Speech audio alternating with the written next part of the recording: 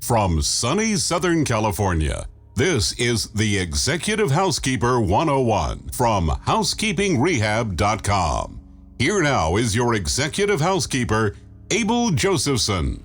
Ding dong with you now. You are back. Welcome back to the Executive Housekeeper 101, where we give you a reference point. We give you a starting place. We give you a way so that you have a way as a first time. Remember, first time executive housekeeper, you need to have some understandings. So when you go in there, you can prioritize yourself and organize yourself so you know where to go. You are a banker. You are not just a manager of people. And how do you know that? Because you get a profits and a loss statement. First, you get a budget, and then that is the budget for the year. Then every month, they give you a statement that will let you know how close you were to spending what the company says you need to spend to execute your program. You're going to find out how far up or how far down you are. Were you profitable? Were you a part of the profitable plan? Or did you cause the hotel to have losses? A P&L, profits and loss statement. It shows you, it measures you, it's a measuring device to show how on track you are to the company's financial plan. You're a banker. You're not just the one that's cleaned rooms the longest in the department. I'm going to talk about how to handle your day-to-day operations, every day what you need to do so you're in the right place and that you can measure your own progress financially as you move through the month. So at the end of the month, you already know where you're going to end up. Even when the month is halfway over, you can project. Projections are very important. And I'm going to show you some of the tricks of the trade. Most important, the most important thing that I have to tell you is that you must have a P&L statement every month. Must. No excuses. You must demand that you get a copy of the P&L every month. It comes out about the second week of the month for the previous month. You finish a month, they get all the expenses paid, they see what all the revenue was, and then when all the dust is settled, they turn out a report called a P&L and you get it. Mine usually come about the 11th day of the month. And that way everybody can look at and discuss how well did we do? Why did we do well? Did we fail? Why did we fail? What's most important between success and failure? Success. Major on the success. I need to know what I did. I need to fully comprehend why it worked. Why? So I can dial in on that and make sure I do those things with continuity, continually, so that at the end of the year, I'm constantly working on what works. And I'm not chasing the hotel and trying to fix all the problems that didn't work and have to explain why it didn't work. Most people can't tell you why it was a success. They just go, well, we just did good. Oh, but if we had problems, well, we were short-staffed. Well, we had bad weather. Well, we had groups that canceled. Find out what works and then make sure you focus on what is successful and so you can repeat it for continued ongoing success. The P&L, the profits and loss statement, is a key to your success. Most important thing, demand that you get it. If you don't get a P&L statement, they don't trust you. You're not a manager. You don't get that title manager because you supervise people. That's a supervisor. Supervisors don't get the P&L. Executive housekeeper gets the P&L because the supervisor does not manage the finances. Executive housekeeper manages money. You're a banker. Now you're going to demand to get that P&L. And you're going to learn to track your expenses by the month and even by the day. Let me tell you where I learned this. My first job as an executive housekeeper was with a major international company, one of the most prestigious in the world. This company purchased other hotels with cash. I don't want to get into a long explanation, but they used cash. Not all hotels use cash. Many of them use what's called REITs. What they do is, we want to buy a big building in this big city. Well, the bank looks at all of your hotel properties and the value of them, and that is used as collateral, or the stock value of those hotels are used as collateral. When your company buys a hotel and pays cash, you get the property for less than what it takes to buy it with credit. When the hotel is bidding for a hotel property, and there's other companies bidding for it, and all of a sudden in the bidding process, the stock value of those companies goes down, all of a sudden that cash that you're offering is more valuable. They'll sell it to you to get that cash in the bank if the market goes soft. That gives you some idea. So working for this company, they had to know at the close of the day, every day at 5 o'clock, exactly how much money they spent and how much money they had in the bank, because they had multiple international properties they were in the business of procuring. I had to learn every single day what I spent, what my budget was, and had to report every single day where I stood with that budget. So I had to develop spreadsheets to help me manage the money, to help me analyze the expenses versus budget. And I got very good at it. At the end of my year, I would finish within 5% or 10% of my budget. Let me tell you about variance. Variance is, here's the budget. Let's say you have $100 to spend. You only spent $95. So you are 5% under budget. Well, you had $100 to spend, you spent $105. You are 5% over. So they'll allow a little field there, a little playroom called variance. How did you vary off of budget?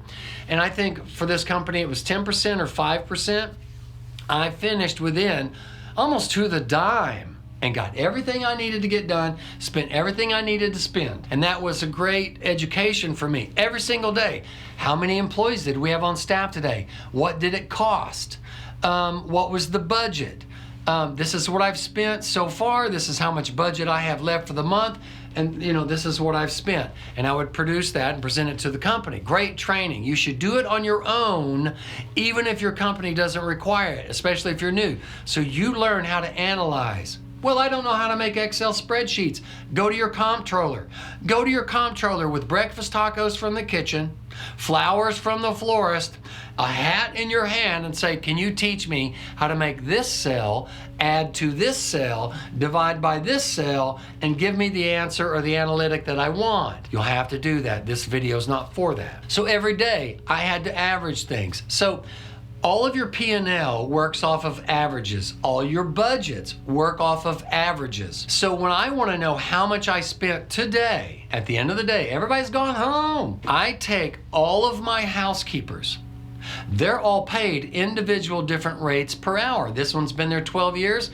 She's making $18 an hour or 16 or whatever it is, or 9 or whatever it is. This one's brand new, making minimum wage. It's $9.50 an hour. She makes $3 less than the one that's been there for 10 years. So I take all of my room attendants, let's just take those.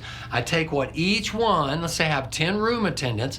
This one makes $9.50, this one makes $13.50, this one makes $16, whatever. I add all of those hourly salaries, I add them all up. And let's say the total is $155, all of those salaries for each individual. And then I divide it by how many I had, which was 10. And I get an average hourly salary, hourly pay unit of, let's say, $11.25. So at the end of the day, I take the average. It's all on averages. It's the only way you can work. You can take your whole department and average it. The averages will all come out the same. Houseman, laundry, room attendants, tech, floor tech, you can take them all on average and just take the bulk amount and work all of that. It's all going to be the same. And that's generally what I would do in a hurry, just to get the information out. If I want to find out specifically where I'm at on a certain expense line, an expense line is cleaning supplies. That's one line of expenses. Houseman, that's one line of expenses. Room attendant, one line of expenses. Sometimes they call them channels, that expense channel. I can break it up individually if they want specifics. Otherwise, I take everybody's stuff because it's all the budget's in the same bucket of money. And I just take the average of all my salaries, and that tells me how much I spent that day across the board. Just average them all together to get you there. Every day, I would produce a report and I would present it to the company. That way they daily, with all of their hotels, could tell exactly where they were with that cash money. See how valuable that is? You can do that. When you get your P&L statement, you only need the P&L for your department. In a P&L, it shows all of the salaries for the manager. They will not distribute that to everybody. You just want housekeeping. You don't need to see if food and beverage was over or below. You don't mess with that. You don't need to see if the bellmen were over or under budget. Just housekeeping, that's all you need. And the housekeeping P&L will not include your salary. That's on the salaries. That's administrative salaries, part of the P&L. You won't get that because the general manager doesn't know, doesn't want you to know how many houses he owns. You will get your P&L, and then usually the company will say, okay, here's your profits and loss statement. Explain to us why you were over budget or why you were under budget. We want an explanation. Now, this is a big secret. This is so, when you hear this, you're going to go, oh, yeah, that makes sense. Listen, people will lie to you. You will have general managers that know sales are down. That's his fault. They will know that room revenue is down. That's on him in the sales department. He drives that. So if you don't have a profits and loss statement, they will tell you you're spending too much, back off. Why? Less expense means more money is kept in the bank that we don't spend on expenses, so we have more profit, so at the end of the year, all the managers can get their bonuses. That's not wrong. That's not negative. That's how they are paid. That's how they earn their money. It's not crooked, but they look after it, and they will sometimes give you information that's not true. That's why you want the P&L statement. Let me give you good advice. Let me give you good examples. One, the company tells you you were over budget by $6,000. You go, what? I had this many rooms. I scheduled just to do the rooms. I spent a little less on cleaning supplies this month because I had some left over and we were going to get by okay. What do you mean I was over budget by $6,000? Because what they failed to tell you was the hotel did great and you had 595 more rooms sold that month than was projected.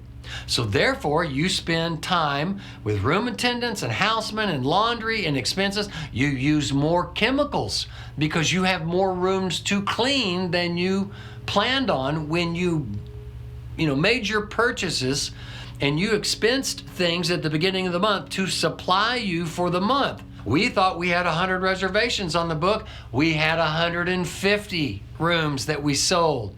Well, it costs money to service the extra 50 rooms. And you look at it and go, how can I be over budget? Because you don't have a P&L. But if you have a P&L, you go, look, the budget was for 100 rooms. We did 150 rooms. So I, at the middle of the month, seeing that rooms were rising, bought some more supplies, added more staff to cover extra rooms. So at the end of the month, I look how many rooms we closed the month with, what the total rooms sold were, total occupancy. I take what it cost to operate that month, and guess what I find? I find out that I'm absolutely within the variance or within the parameters. I'm right on top of what it cost me per occupied room, CPOR. It's hard to go over budget when you have extra rooms, because when somebody pays $349 to stay at your hotel that night, or $650 or $1,800 for the presidential, or $69 for an econo class hotel, it does not matter. When they pay that $69 or the $650, that rate is budgeted out to where it will pay for your cost per occupied room for everything needed to maintain the room for a reservation that is bought, sold, and played out. So you say to the comptroller, oh no, the budget says, and I'm just throwing numbers out, let's use the $100 thing because it's so simple. The budget says I have this many rooms and I'm budgeted $100 to maintain those rooms on the housekeeping side. But we did 150 rooms, which cost me more money, so I spent more money. But when you tell me that I spent $6,000 more than needed, that's true. But we had 50 more rooms to pay for, or 500 more rooms, or whatever. So when you take my cost per occupied room on the budget, it's right in line with the extra rooms. I didn't overspend because revenue came in for those extra rooms that pays the extra expense. That's the one reason why you need a profits and loss statement every month. Because people, just because they're above you and work in accounting, doesn't necessarily mean they catch little shit like that. But they hold you responsible if they don't catch it. See what I mean, Vern? P&L, gotta have it. It's the only way for you to honestly be a manager, be a banker, and run the business end of the housekeeping department. Supervisors run housekeeping, so to speak. Managers manage what it costs to operate that end of this big business with all these floors up here on top of us. Here's another thing too about your P&L. It'll show you year to date. It'll show you what you did in variance to last year. You'll see what the budget was and what you spent last year. It's usually you just get last year and this year, and that's all you need, because it's always escalating and growing up. You don't need 3 years ago. It doesn't tell you anything. Every month you're gonna get a P&L, and you're gonna sit there and you're gonna check their numbers on that P&L. Oh yeah, rooms occupied, my cost per occupied room, rooms time CPOR, cost per occupied room, equals the budget that they have. I have found mathematical mistakes on budgets. You're over. No, I'm not, because look, you set the budget at a cost per occupied room of $26.50 or whatever the number is. I'm just throwing a number out there of $26.50. But the cost per occupied room for last month, look at the numbers, was $31.25. Why is this $26.50? Because you made a mistake in your math. When this cell does not include something in the formula that gets us to the proper number. You need a P&L, or they're going to hold you responsible for something. And guess what you do? You check that P&L. And as a new executive housekeeper, you will learn so much about your numbers by breaking down their numbers. You will learn how they arrived at those numbers. That's important, so you can build your spreadsheet and what? Arrive at the same numbers. In the same fashion, with the same analytics. Good to know, first time executive housekeeper. Don't trust their numbers. They're gonna hold me responsible. Let's make sure they're responsible. It's just good business. It's a best practice. The beginning of the story, the end of the story. You need to know what your budget is for the year. That's how you're going to begin. You'll look at that budget and you'll see at the end of the year, I will have spent, $600,000 on supplies. I will have spent, $400,000 on employees and wages and salaries. I will have spent, you take that big number and you watch that all year. And as you watch it on a day-to-day basis, on a month-to-month basis, as you move through the year, you will regulate your spending on your own. Nobody will have to come and tell you. You'll know on the 14th of the month to go to the general manager. Look, I'm looking at expenses here. Our numbers are rising. I'm going to have to spend again. That's why I'm going to bring you a purchase order tomorrow. So just know, because rooms are going up, I need more glass cleaner. I need more employees. I need more this or that. You will report to them before they ever even know what's going on.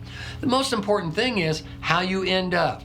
Well, this month in June, oh my God, I was, I had to get a carpet machine and I had to get this, and we were short employees. I had to bring in a temporary person that messed with my numbers. You will report, I'm over budget, but year to date, I'm okay. I was over in June, but I was low in February, so just reporting, year to date, I'm right on target, sweetheart. See how important the P&L is? Yeah, as you go through the year, your numbers, your budgeting will rise and fall, but the big thing to keep an eye on is the final prize. I need to end up 5 to 10% variance up or down on the annual budget. So don't get freaked out because you go over 1 month, and if you have to go over, hey look, sometimes I made a mistake. For some reason, I thought we had 3,000 or room nights on the book for my little boutique hotel. I don't know what I was thinking when I did my purchase orders. I'm short about $1,000 worth of stuff I've got to spend again. Admit all those mistakes, report them first. Hey, I made a mistake. I'm going to be over budget. I overspent. That's okay. Next month, I'll cushion that. It'll be our cushion. Leftover from this month will help us. Always maintaining the par, never affect that. But I'll back off a little bit and burn up some of that extra stuff I got. Bingo, comptroller, good, you're on it. He is not nervous. You don't want a nervous comptroller. Why? His ass is in the crack. If corporate goes, you weren't watching your numbers, your housekeeping department just really overspent. A no surprises campaign. You see all the things I talk about. No surprises. Know your numbers. They'll trick you and tell you things that aren't true. You'll find mistakes in their stuff that they'll hold you responsible for. It's all done with a P&L. Let me give you a piece of human advice. Never fear money. Never fear money. Spend their money. There's no personal issue here. It's not guilt. Spend it and enjoy spending it. And spend every dime you get, because remember this understanding. They told you you needed that money. So don't think, well, if I can save money, money equals product. Sometimes you've got to ask them to make a decision for you. You've got to ask them this question. Okay, you want me to cut back money to save expenses, but you want me to have a product that's going to get a good guest response. I can't do it with this budget.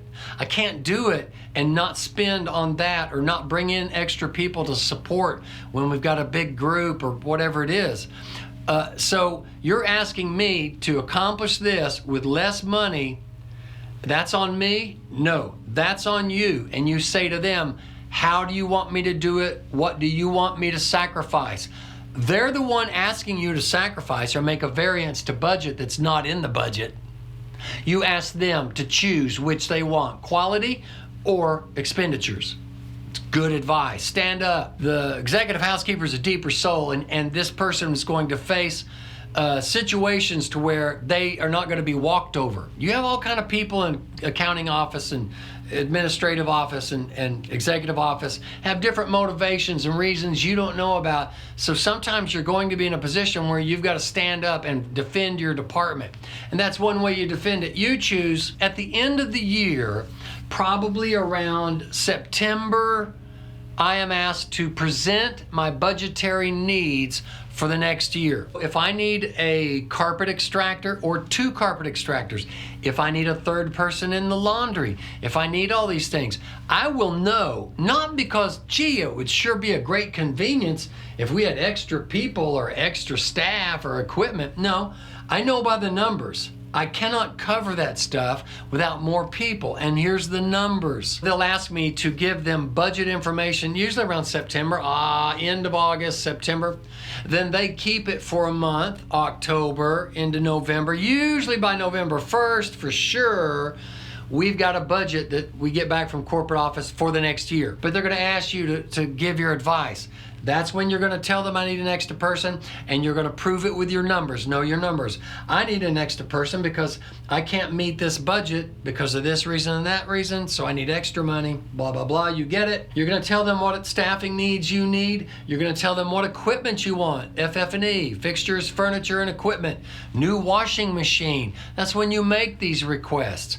And you're going to do all the legwork. You're going to tell them what the machine costs and what the shipping is and what the installation is, and all this stuff, what the payment plans are for that equipment. Because a lot of companies, you're going to drop $78,000 on a washing machine or something, or $150, whatever it is. They pay it out of the bucket, out of the bank, just to get it bought, but then they accrue it. They on the books, they show it being paid out monthly, so it keeps that expense in a nice, neat little package month by month where we pay it off. Be honest. If you don't need that 4th houseman, tell them sometimes. Sometimes just keep the 4th houseman and don't use it and use that money elsewhere. So you got these little things you do too that are tricks of the trade. But if you don't need something, let them know, you know what, you're giving me $3,000 a month on uniforms? I don't need it. Look at my expenditures over the last 3 years. I'm spending about $3,000 a year. And I always have this money left over. We should use that money and turn it into this or spend it on that. The more honest and with integrity that you have, that you demand what you need that you don't have, and that you admit that they're budgeting for, dang, we don't need it. They're thankful for that. Remember this, a lot of times in corporate offices, you have people making decisions in boardrooms and in offices that have never even worked in a hotel. They're guessing. If you don't know this, you'll learn it quick when they want to remodel the hotel and they bring in designers that pick and choose products, fixtures, furniture, and equipment that have materials and products that you have to clean as an executive housekeeper that are not cleanable, that are absolutely time consuming. They'll buy you furniture that the carving and the design will just be a massive dust collector. You don't have the time to go in there with a Q-tip and clean out all that dust it collects. You're going to find out people will ask you to do things they have no clue. It's just part of the game. Cost of doing business. CDB, baby. So know your numbers, be honest, tell them what you need, and back it up with numbers. Never be afraid of money. Do not bring your poverty mentality to your office. You might be a penny pincher at home, got little coupons. Or do they call them coupons? Coupons, I call them in Texas, coupons. All right, you do all that. When you come to the hotel, forget all that. Don't be a penny pincher, be a penny spender.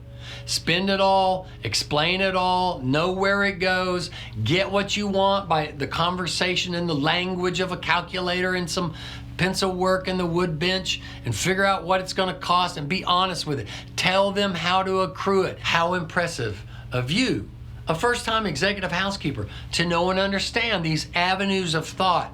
You're literally thinking on 3 different levels: daily, monthly, annually, and you're juggling these 3 dynamics all at the same time right there on your little computer. Never be afraid of the money. Don't bring a poverty mentality. Don't scrimp and save. That's for your house. It's not for the hotel. I love to spend their money. Oh my God. Averages, working averages. Your math will be fast. You'll be able to figure out stuff fast. At the end of the year, they're going to ask you to give a report as to why you were over budget, even if it's 5% and acceptable.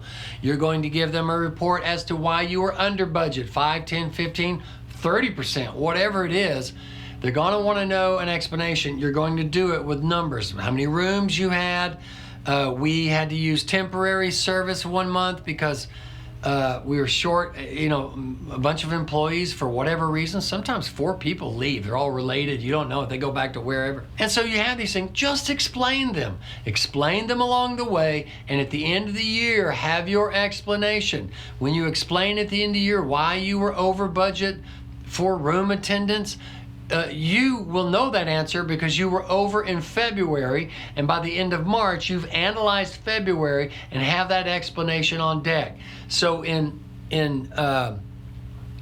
December and January, when they're asking for the explanations of your annual budget for last year, and all departments do this, your information's already figured out. It's not a big deal. You're doing it by the day, by the month, or by the week, and then by the year. And you're going to be just great. Demand that you get a P&L statement. If you don't get a P&L statement, you're not a manager. And never miss a meeting where they hand it out and discuss it. You will learn things that affected your department that you will learn from the sales department or from the reservations department when they discuss why they didn't get as many rooms as possible.